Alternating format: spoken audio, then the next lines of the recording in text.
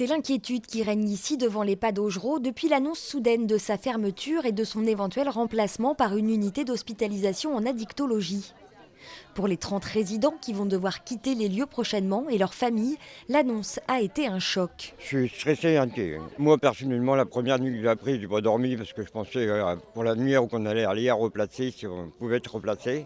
Ah ben c'est l'inconnu, madame.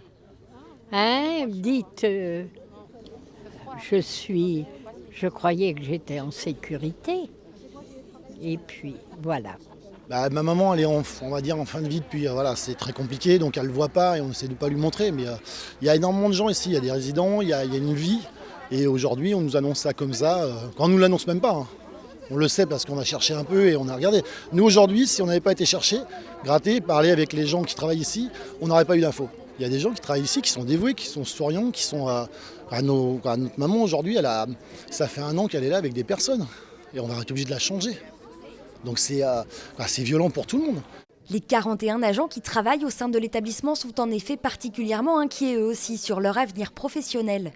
Ils peuvent être réorientés dans un autre service du centre hospitalier de Montaigu, mais aussi de La Roche-sur-Yon ou même de Luçon.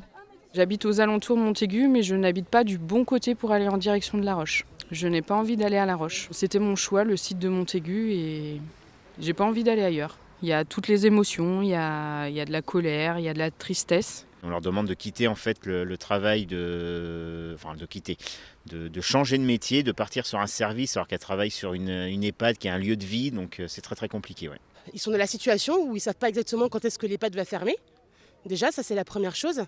Alors après, la direction leur propose un accompagnement.